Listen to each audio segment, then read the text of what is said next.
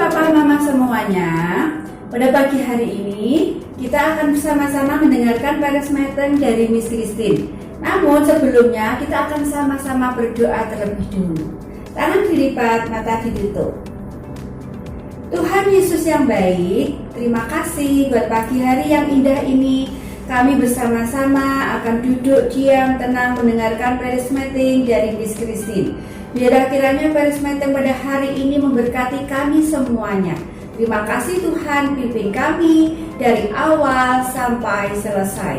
Dalam nama-Mu Tuhan Yesus kami bersyukur dan berdoa dan berterima kasih. Sama-sama kita katakan amin. Iya.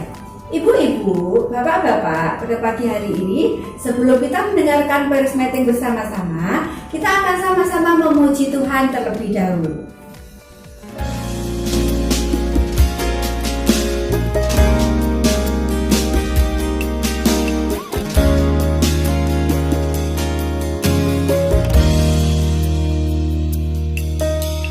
Dari semula telah Kau tetapkan hidupku dalam tangan-Mu, dalam rencana-Mu Tuhan. Rencana indah telah Kau siapkan bagi masa depanku yang penuh harapan.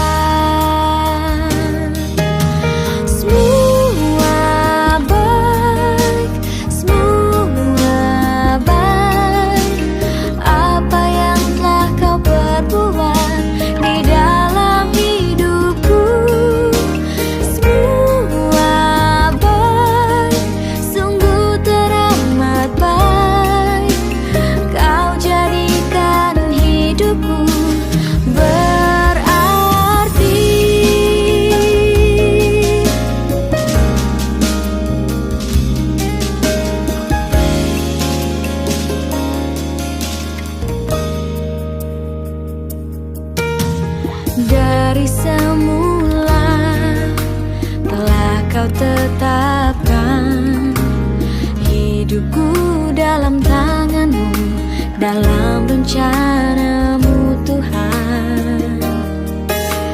Rencana indah telah Kau siapkan bagi masa depanku yang penuh harapan.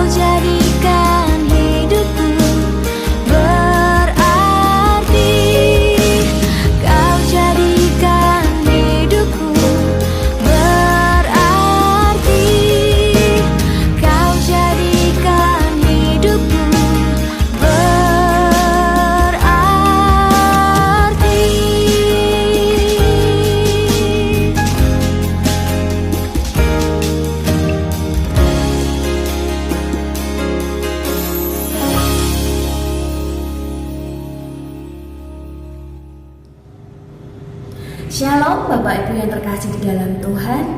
Apa kabarnya? Saya berdoa kita semua dalam keadaan baik dan sehat. Saya percaya Bapak Ibu dan anak-anak pasti sudah merindukan pembelajaran secara tatap muka. Ya walaupun sempat direncanakan pembelajaran tatap mukanya secara terbatas, yang artinya jumlah anak yang datang dibatasi, jam belajar dibatasi, kegiatan dibatasi, dan pastinya dengan protokol dan peraturan yang lebih ketat. Anak sakit sedikit saja juga tidak boleh masuk. Ya, tentunya ini memang untuk kebaikan bersama ya. Namun sayangnya angka COVID yang meninggi kembali membuat rencana pertemuan tatap muka terbatas itu harus ditunda untuk waktu yang belum diketahui sampai kapan.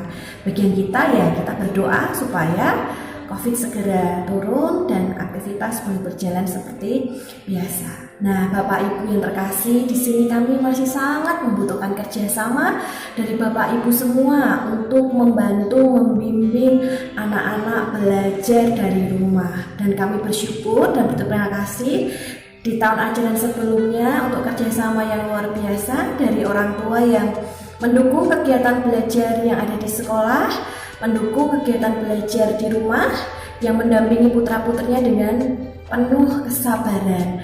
Dan kami juga di tahun ini percaya Bapak Ibu yang baru bergabung dengan kami percaya dapat juga ambil bagian dengan baik, membimbing anak-anak di rumah dengan penuh kesabaran. Setiap tugas, setiap pembelajaran yang kami berikan di rumah bisa dilakukan dengan baik, dengan penuh kesabaran. Saya tahu pasti ada rasa lelah, jenuh, bosan, keluhan ya, namun mari kita kesampingkan rasa-rasa itu demi apa? Demi kemajuan putra-putri kita. Kalau bukan kita, siapa lagi yang akan mendukung proses tumbuh kembang dan pendidikan anak kita? Lalu bagaimana agar di masa pandemi ini kita bisa bekerja sama? Pihak sekolah dan orang tua dapat terjalin efektif. Yang pertama adalah pola asuh parenting, yang artinya orang tua mendidik dan mengasuh anak. Dalam hal ini yang bisa dilakukan adalah orang tua memastikan putra-putrinya untuk mendapatkan asupan gizi yang baik, nutrisi yang cukup sehingga anak-anak dapat belajar dan berkonsentrasi dalam melakukan pembelajaran di rumah. Lalu orang tua juga harus mengawasi anak-anak dalam menggunakan gadgetnya di rumah. Mau tidak mau memang anak-anak banyak berinteraksi dengan handphone, dengan gadgetnya. Tetapi tidak ada salahnya jika orang tua membatasi waktu main anak dengan gadget. Karena mau tidak mau itu memang akan menimbulkan ketergantungan kepada anak. Dan kita tahu sendiri efeknya bagaimana untuk tumbuh kembang otak dan psikologi anak. Jadi silahkan atur waktu, batasi dalam satu hari berapa lama anak bermain dengan gadget. Lalu orang tua juga membatasi intensitas keluar anak ya, apalagi di masa-masa sekarang. Kalaupun harus keluar rumah, anak-anak harus memakai masker. Ya, jadi diusahakan bermain juga di lingkungan rumah supaya kesehatan anak juga terjaga. Lalu selain pola parenting, yang kedua adalah pendampingan pembelajaran. Nah, terkait dengan ini memang mau tidak mau akhirnya orang tua akan mengupgrade diri ketika membimbing dan mengajari anak-anak di rumah. Yang tidak punya background guru akhirnya juga akan bertumbuh, ini sisi baiknya ya, akan mengalami dan merasakan bagaimana menjadi guru di rumah dan akhirnya menemukan bagaimana cara yang baik, cara yang tepat ketika mendidik anak-anak di rumah. Dan dalam hal ini juga kaitannya dengan memotivasi. Ketika kita mendampingi anak-anak belajar di rumah, kita harus mendukung anak, memberi motivasi, memberi semangat kepada anak untuk anak dapat antusias belajar.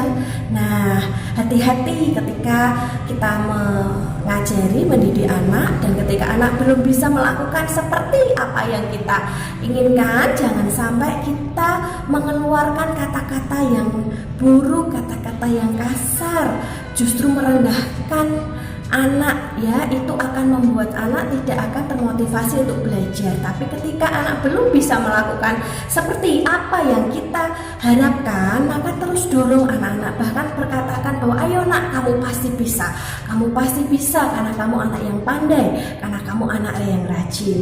Dan hal ini juga bisa dilakukan dengan, kalau memang kita kerepotan untuk mengajari anak, jika memang ada dana lebih, boleh memanggil guru pribadi atau dileskan begitu. Tapi ini tidak wajib, karena saya percaya kita pasti bisa kok, karena ini kan pembelajaran yang masih ringan, masih sederhana. Yang dibutuhkan hanyalah kesabaran dari kita untuk mendidik anak-anak di rumah. Oleh sebab itu, ketika kami memberikan tugas, anggaplah itu sebagai panduan Bapak Ibu untuk mengajari anak-anak. Kira-kira, oh hal ini yang harus saya lakukan, hal ini, pembelajaran ini yang harus saya berikan kepada anak-anak. Selain tadi pola asuh, pendampingan belajar, yang ketiga adalah komunikasi. Ini sangat dibutuhkan. Bapak Ibu, ada baiknya menyimpan nomor-nomor dari kami para pengajar di sekolah, dan simpan juga nomor orang tua murid yang lainnya. Tujuannya apa? Supaya komunikasi kita dapat berjalan dengan baik. Bapak Ibu boleh bertanya kepada kami, boleh sharing, boleh bercerita apapun kepada kami, dan saat kami sudah ada waktu, ketika tidak ada pekerjaan yang harus kami kerjakan, pasti kami akan menanggapi respon dari orang tua, menanggapi keluhan dari orang tua. Kami akan berusaha sebaik mungkin untuk menjawab apa yang menjadi pertanyaan dari orang tua. Dan perlu juga Bapak Ibu boleh sharing dengan teman-teman orang tua yang lain. Ketika mungkin respon kami lama gitu, boleh bertanya kepada teman-teman yang lain. Karena apa? Dalam pembelajaran ini kita memang harus bekerja sama. Mungkin memang belum tatap muka, tapi bertanya bisa lewat WA atau telepon. Lalu bagaimana dengan orang tua yang bekerja? Saya tahu memang bagi orang tua yang tidak bisa mendampingi anaknya setiap hari, ini memang hal yang berat.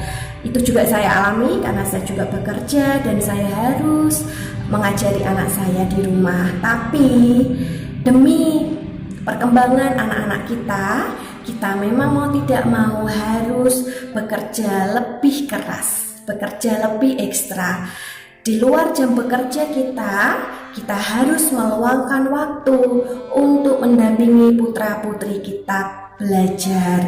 Atau jika di rumah ada nenek, kakek, kakak, atau saudara yang lain, kita bisa minta pertolongan mereka untuk mendampingi anak-anak kita belajar di rumah. Karena memang kita tidak bisa untuk berdiri sendiri. Terkadang kita butuh bantuan dari orang lain. Tapi pun kalau tidak ada yang bisa kita mintai pertolongan, ya tidak apa-apa. Kita harus meluangkan waktu kita untuk mendidik anak kita di rumah, mengajari anak kita dalam proses belajar di rumah. Waktunya silahkan disesuaikan dengan kondisi yang ada di rumah.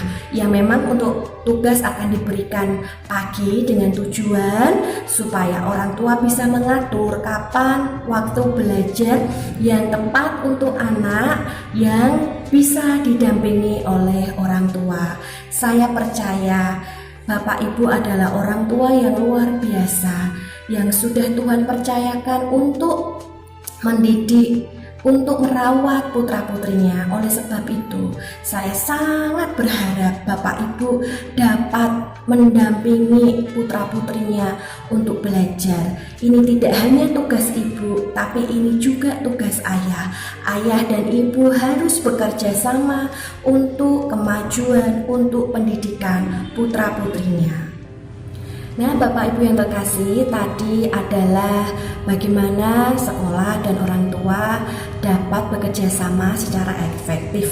Dan berikut saya ingin sharing sedikit bagaimana cara kita untuk mendidik anak. Yang pertama, ajarkan anak takut akan Tuhan dan mengasihi Tuhan. Firman Tuhan berkata, Takut akan Tuhan adalah permulaan pengetahuan, tetapi orang bodoh menghina hikmat dan didikan. Nah, jadi Bapak Ibu yang terkasih, hal yang sangat penting adalah ketika kita mengajarkan takut akan Tuhan, itu adalah permulaan dari segala pengetahuan. Ketika anak kita punya rasa takut akan Tuhan itu apa? Ya, takut akan Tuhan itu berarti mereka menjauhi setiap larangan Tuhan dan melakukan perintah Tuhan. Ketika mereka menjadi anak-anak yang takut akan Tuhan, mereka akan menjadi pribadi yang menghargai dan menghormati orang tuanya, mengasihi orang lain, bahkan peduli kepada orang lain. Dan mereka akan berpikir beribu-ribu kali lipat untuk melakukan hal-hal yang jahat. Mereka akan berpikir berkali-kali lipat untuk bertindak hal-hal yang tidak baik. Nah, oleh sebab itu sangat penting kita mengajarkan anak-anak untuk takut akan Tuhan. Dan untuk itu anak-anak juga harus belajar mengasihi Tuhan. Firman Tuhan berkata, kasihilah Tuhan Allahmu dengan segenap hatimu dan segenap jiwamu. Mengajarkan mereka mengasihi Tuhan artinya kita mengajarkan hal-hal apa yang perlu dilakukan, hal-hal apa yang Tuhan perintahkan, misalnya mengampuni orang, mengasihi orang, menolong sesama, dan berdoa, beribadah, memuji Tuhan.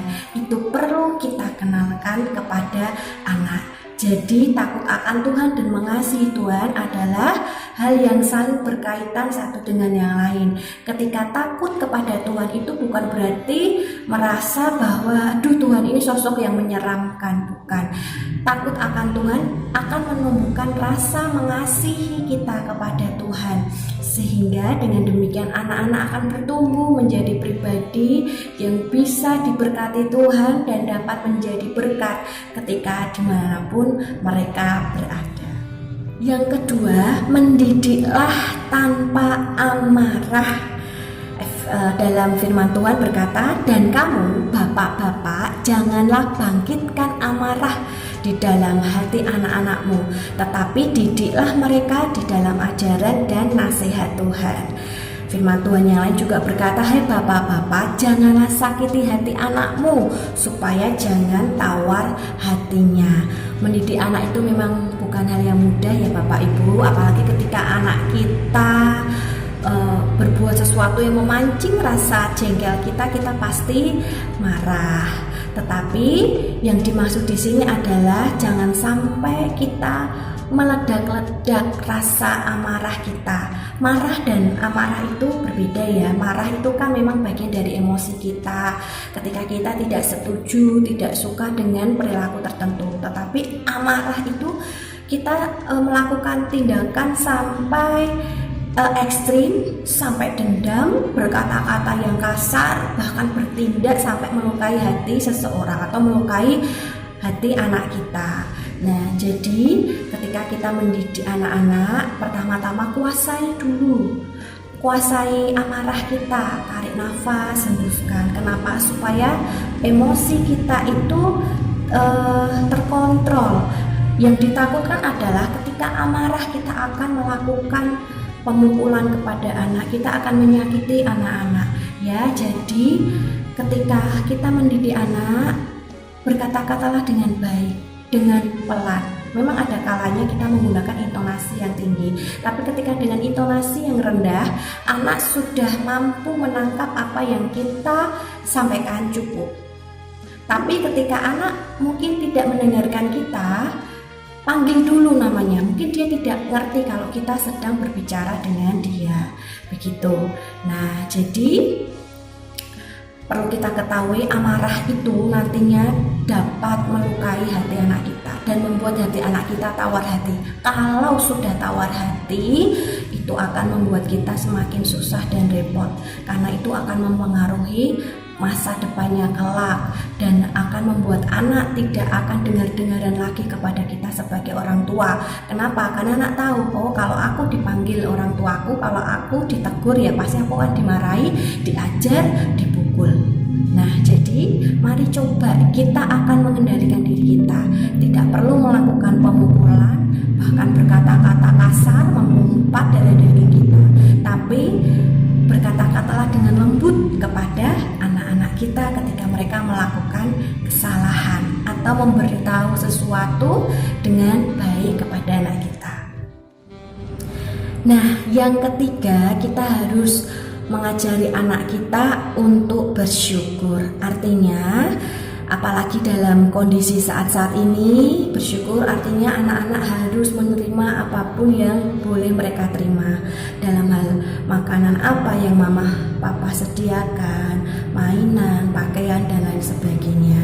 Dan mereka juga harus bersyukur untuk orang tua terbaik yang sudah Tuhan percayakan untuk mendidik mereka. Ya, memang sebagai orang tua kita pengen sekali pengennya itu memberikan yang terbaik buat anak. Anak pengen apa, kita bisa memberikan. Tapi sayangnya itu bukan didikan yang terbaik buat anak kita. Saat anak kita misalnya ingin sesuatu dan kita sudah punya, ya berikan saja apa yang kita punya, supaya mereka bisa bersyukur untuk hal yang sudah mereka punya. Yang selanjutnya adalah yang keempat, yang terakhir, ajari anak untuk hidup disiplin. Kita memang harus mendidik anak untuk berdisiplin dengan kasih. Tapi kasih itu tidak selalu membebaskan anak untuk bertindak semau mereka. Orang tua perlu mendidik anak dengan disiplin. Jika mereka salah, tegurlah dengan kasih. Kasih tahu di mana kesalahan mereka. Ya, setelah itu ketika mereka sudah memperbaiki perilaku mereka, maka jangan sungkan, jangan segan untuk memberi pujian kepada anak. Kamu hebat, kamu luar biasa, mama, papa sayang kamu. Nah, Bapak Ibu yang terkasih, demikian adalah sharing bagaimana kita mendidik anak. Saya percaya dengan pertolongan Tuhan, kemampuannya daripada Tuhan, dengan usaha yang kita lakukan, kita percaya pasti kita bisa menjadi orang tua yang hebat, orang tua yang dapat mendidik anak kita dengan baik. Saya percaya karena kita orang tua adalah contoh teladan yang nyata bagi anak kita. Kalau kita ingin anak kita berkata jujur, maka kita juga harus memberi contoh untuk berkata jujur. Kalau kita ingin anak kita tidak berteriak, tidak memaki, maka kita juga harus menjadi contoh berkata dengan tidak berteriak dan tidak memaki-maki dan lain sebagainya. Saya percaya kita pasti bisa, karena saya percaya Bapak Ibu adalah Bapak Ibu yang luar biasa. Selamat berjuang. Tuhan memberkati kita semua. Mama papa yang dikasih oleh Tuhan, kita semua sudah mendengarkan charismatic dengan baik, dengan lancar. Kita semua diberkati. Nah, saatnya kita akan tutup dengan doa. Kita akan tangan dilipat, mata ditutup. Tuhan Yesus yang baik, terima kasih kalau pada pagi hari ini charismatic berjalan dengan lancar, dengan baik, memberkati kami semua. Berkati Miss Christine yang sudah menyampaikan charismatic pada pagi hari ini. Berkati kami semua. Terima kasih Tuhan, dalam namamu Tuhan Yesus kami bersyukur dan berdoa dan berterima kasih. Sama-sama kita katakan amin.